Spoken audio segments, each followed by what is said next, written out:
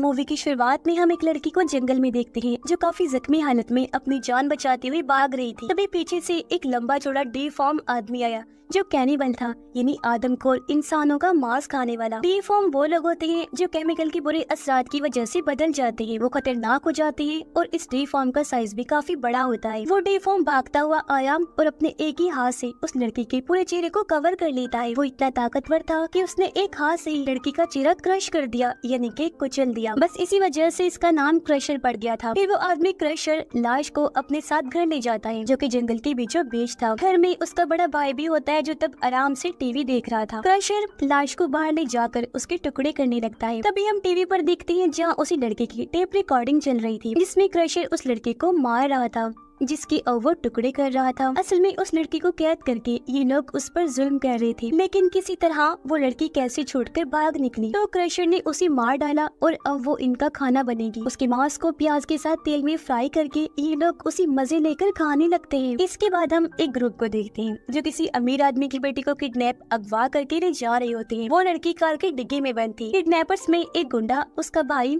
साथ ही एक लड़का और उसकी कजन सैरा थी। सैरा और उसका कजन तो किडनैपर नहीं थे, बस मजबूरी में इन गुंडों के साथ मिलकर ये सब कर रहे थे। ये सब लोग जा कहाँ रहे थे किसी को कुछ मालूम नहीं था, बस एक गुंडा ही जानता था, लेकिन वो किसी को भी बता नहीं रहा था। खैर ये लोग एक गैस स्टेशन पर रुकते हैं। गुंडा कार में ही बैठा होता है जबकि उसका भाई फ्यूल भरने बाहर जाता है। करीब बाद सैरा और उसकी कजन की वो स्टोर के अंदर चले जाते हैं। पिछला दरवाजा खुला हुआ था। अब सैरा के कजन का दिल कर रहा था कि भाग जाए, लेकिन अपनी बहन को यहाँ छोड़कर जाने का उसका दिल नहीं कर रहा था। इनकी कार के आगे एक बूढ़ा आदमी अपने ट्रक में फ्यूल भर रहा होता है। तभी एक शेरिफ आकर उस आदमी से बातें करने लगा, जिससे इन दोनों गुंडों की धड़कन तेज हो जाती है। गुंडे ने तो अपनी गन भी निकाली थी। तभी सैरा और उसका कजन भी बाहर आए तो शेरिफ इन दोनों से भी बातें करने लगता है और ये देखकर तो दोनों गुंडे और परेशान हो जाते हैं। इन्हें डर लगने लगता है कि कहीं शेरिफ को इन पर शक न हो जाए, पर सैरा ने शेरिफ से बातें करके उसका ध्यान भटका दिया। इसके बाद ये फिर से आगे बढ़ जाते हैं, लेकिन रास्ते में गुंडा सबसे बहस करने लगा। तभी अचानक सामने एक बड़ा सा हिरन आ जाता है। तब कार गुंडे से संभल नहीं पाई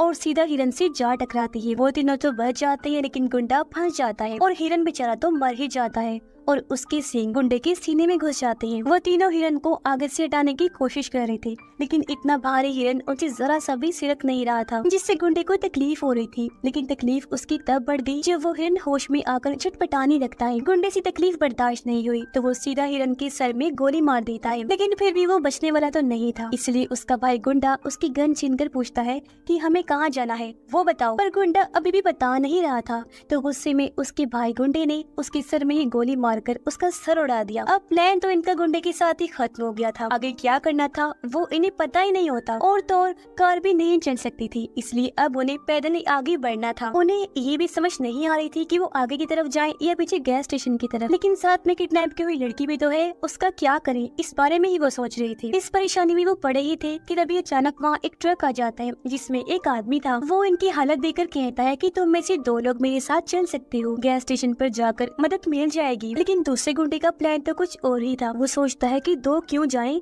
जब हम तीनों ही जा सकते हैं, वो भी किडनैप की हुई लड़की को साथ लेकर, और वो भी पीछे नहीं बल्कि आगे जाएंगे। ये सोचकर गुंडे ने उस आदमी को गोली मार दी, जिससे वो बेचारा गिर गया। हालांकि वो तो मदद करना चाह रहा था। गुंडा दूसरी गोली भी मारने लगा, पर तभी सैरा के भाई ने उसे रोक दिया, जिस चीज का फायदा उठाकर वो ट्रक वाला आदमी यहाँ से भाग जाता है। अब गुंडे का दिल कह रहा था कि वो सैरा के भाई को भी मार दे, लेकिन सैरा की होते हुए वो ऐसा नहीं कर सकता था। खैर अब उनके पास और कोई रास्ता नहीं था, इसलिए किडनैप की हुई लड़की को बाहर निकालकर वो जंगल के रास्ते आगे बढ़ने लगते हैं। लेकिन क्रशर का भाई उन पर नजर रख रहा था। इंसानों को देखकर उसके मुंह में पानी आ गया। कई हफ्तों का खाना उसके सामने था जिसे वो गंवाना नहीं चाहता था। वो सीधा क्रशर को लेने घर पहुंच जाता है, जो कि उदास होकर बैठा हुआ था, क्योंकि वो कहता है कि मेरी नई दोस्त यानी जिसे उसने मार दिया था वो भी मुझे छोड़कर अपनी जान बचाकर भाग गई थी। उसका भाई कहता है कि नई दोस्तें आ गई हैं, जल्दी चलो। तो वो भी हथकड़ियाँ बेड़ियों के तौर पर उठाकर चला जाता है। अब तभी ट्रक चलाते हुए उस आदमी की मौत हो गई थी जो उनकी मदद कर रहा था, क्योंकि उसे गोली लगी थी, काफी खून बह चुका था। उसकी गाड़ी जैसी साइड में जाकर रुकी तो बूढ़ा आदमी उसे देख लेता है और फौरन यहाँ शेरिफ को बुला लेता है। ये देखकर शेरिफ को पता चलता है कि मामला तो सीरियस है, क्योंकि उसे गोली लगी थी। तभी रेडियो पर खबर आती है कि 4 किडनैपर्स एक लड़की को किडनैप करके भाग रहे हैं। तब उन चारों की कार की हुलिये को याद करते हुए शेरिफ को यकीन हो जाता है कि वही 4 लोग हैं जिन्हें उन्होंने सुबह देखा था। तब शेरिफ ने और पुलिस बुलाई। फिर वो खुद भी आगे बढ़ जाता है चेक करने के लिए। इस बीच सेरा का भाई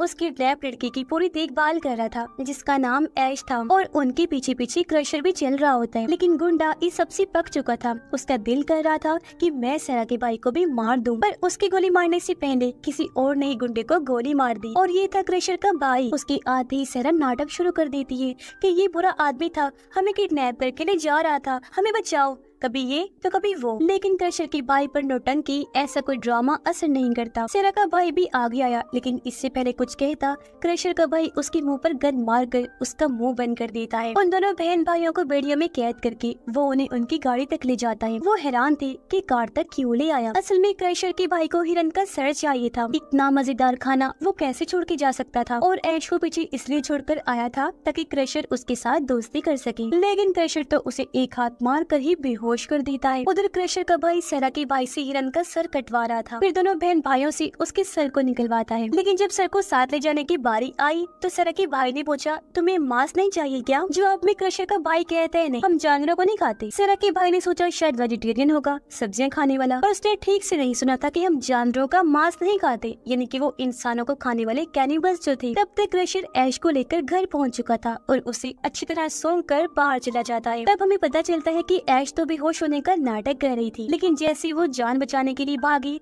सामान से टकराकर सच में भी होश हो जाती है। इतने में क्रशर का भाई उन दोनों को भी ले आया और क्रशर को देखकर उनकी हालत खराब हो जाती है। हिरन का सर उन्होंने शेड में रख दिया और सेरा से बोलता है, स्माइल कर, मुस्कुरा। तब उसने ऐसे किया, वो झूठी स्माइल कर देती है। इसी दौरान शेरिफ इनकी कार तक पहुंच चुका था, जहां आकर उसका दिमाग चकरा जाता है। कार का एक्सीडेंट हुआ था, लेकिन गुंडा तो गोली से मरा था और हिरन का सर भी कटा हुआ था। आखिर यहाँ पर हो क्या रहा था? ये पहले सुलझाने के लिए शेरिफ को खून के निशानों का पीछा करना था, जो हिरन के सर से गिरता हुआ आगे की तरफ जा रहा होता है। इसका पीछा करते हुए ये भी घर तक अब पहुंच जाएगा। उधर सेरा क्रशर की भाई के सामने एक डील रखती है कि लड़की को किडनैप करके हमें ढेर सारा पैसा मिलने वाला है, आधा तुम रख लेना, बस हमें जाने दो। लेकिन क्रशर के भाई के लिए पैसा कोई मायने नहीं रखता। वो सेरा को लीमू पानी पीने को देता है, पर सेरा पीने से मना कर देती है कि मैं अजनबियों से ड्रिंक्स नहीं लेती। तो क्रशर का भाई अपनी गलती मान लेता है और हाथ मिलाने के लिए हाथ आगे बढ़ाता है। सेरा को लगता है कि अब आया ना लाइन पर, इनसे इसी जुबान में बात करनी चाहिए। लेकिन हाथ मिलाते मिलाते क्रशर का भाई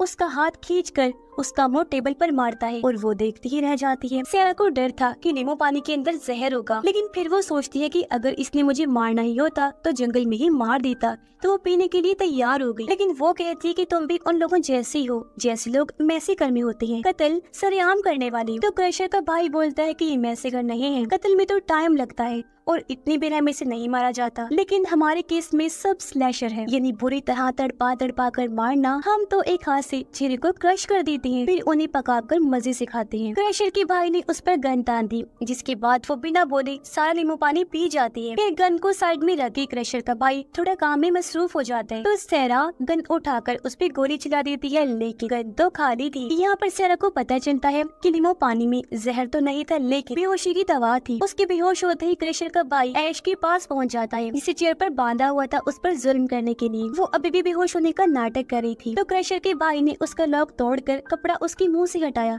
और अब हम उसका चेहरा पहली बार देख पाते हैं। इस बीच क्रशर एक ही हाथ मारकर सेरा के भाई को भी बेहोश कर देता है। उसका भाई क्रशर को कहता है कि ऐश को शेड में ले जाकर बंद कर दी। तब क्रशर उसी तरह ऐश को बंद कर देता है, फिर वो सेरा को बाहर लटका देता है ताकि वो इसे काट सके। ऐश वाला बैग उसके मुंह पर डाल देता है। ये सब कुछ रिकॉर्ड करने लगा ताकि बाद में ये सारा नजारा देखकर वो मजे ले सके। इस बीच क्रशर सेरा के भाई को अंदर ले जाकर चेयर पर बांध देता है। क्रशर का भाई सेरा को होश में लाया और फिर कैमरा के सामने उसे चीरने लगता है। उसकी चीख सुनकर ऐश सोचती है क्यों ना हिरन की सींग से मैं अपने हाथों की रस्सी काट लूं। क्रशर का भाई सेरा को थोड़ा सा काट कर अपना कैमरा लेकर उसके भाई के पास आया। सेरा का भाई पूछता है कि सेरा कहाँ है, तो क्रशर का भाई कहता है लटकी हुई है बाहर। इसी दौरान ऐश ने हाथों की रस्सी काट ली और फिर पैर की बेड़ियों से भी वो आजाद हो जाती है। अंदर क्रशर के भाई ने भी सेरा के भाई पर जुल्म करना शुरू कर दिया था। वो उसके जिस्म के हिस्से पर कट्स लगाने लगता है। ऐश के पास दो ऑप्शंस थी, या तो वो भाग जाए या फिर कुछ करे, लेकिन उसने भागकर कुछ नहीं किया। वो अंदर आ जाती है, एक शॉट गन उठाती है, उसमें गोलियां भरती है और 2 गोलियां अपनी जेब में डाल देती है। क्रशर का भाई सेरा के भाई के जख्मों को लाइटर से जला रहा था ताकि उसका खून न बहे। तब ऐश अंदर आती है और आधी पहले क्रशर को गोली मारती है, फिर वो क्रशर के भाई को गन पॉइंट पर लेकर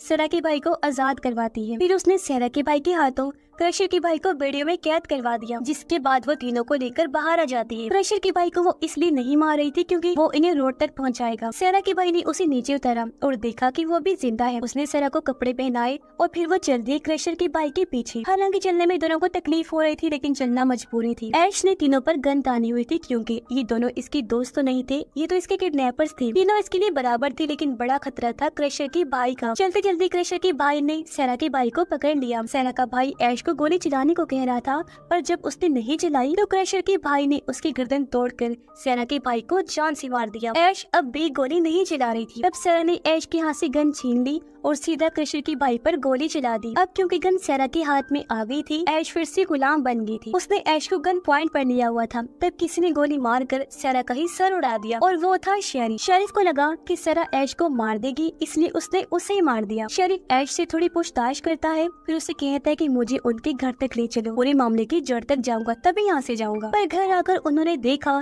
कि क्रशर तो वहाँ पर है ही नहीं। ऐश को पता लग चुका था कि अब तो हम गए जान से। वो भागना चाहती थी तो शेरिफ ने उसी हथकड़ी लगाकर चेयर से बांध दिया। फिर वो बाहर जाता है, जहाँ क्रशर ने एक हाथ पकड़ कर ही उसका चेहरा क्रश कर दिया। इसके बाद वो उसके टुकड़े करने लग जाते हैं। तब तक ऐश भी हथकड़ियों से आजाद हो जाती है। क्रशर ने शेरिफ के हाथ पांव काटकर हवा में उड़ाना शुरू कर दिए और एक बड़ा सा चाकू लेकर ऐश भी बाहर जाने लगती है। तब क्रशर का भाई अंदर आ जाता है और उसे गन पॉइंट पर कर लेता है, लेकिन ऐश ने जल्दी से वो चाकू उसके माथे में घुसा दिया। अब मरने से पहले वो चिल्लाकर क्रशर को बुलाता है। क्रशर आया तो ऐश ने उसे भी दोबारा गोली मार दी। फिर 2-3 गोलियां उठाकर वो बाहर भाग जाती है, लेकिन क्रशर भी उसके पीछे ही था। अच्छी बात ये थी कि गोलियां खाने के बाद क्रशर थोड़ा कमजोर हो गया था और वो स्लो चल रहा था। इसका फायदा उठाकर ऐश रोड तक पहुंच जाती है, जहां पुलिस भी आ गई थी। लेकिन रोड पर जाने से पहले उसने क्रशर की आंखों में आंखें डालकर उसे चैलेंज किया कि आ जाओ, पुलिस के पास जाऊंगी तो, लेकिन तुझे मार कर। पर क्रशर इस बात को नजरअंदाज करके वहाँ से वापस मुड़ जाता है। फिर ऐश भी पुलिस के साथ वहाँ से निकल जाती है। रात को पुलिस उस घर में पहुंची तो क्रशर दूर से उन्हें देखता रहा, फिर मुड़कर जंगल में चला जाता है क्योंकि वो पुलिस वालों को मारने की तैयारी के लिए गया था। यानी मौत का सिलसिला एक बार फिर से शुरू होने वाला था, क्योंकि बेशक इसका भाई मर गया था, लेकिन अब क्रशर अकेला ही सबको निपटा देगा और अपने भाई का बदला भी लेता रहेगा। और इसी भयानक एंडिंग के साथ ही ये कहानी भी इधर ही खत्म हो जाती है।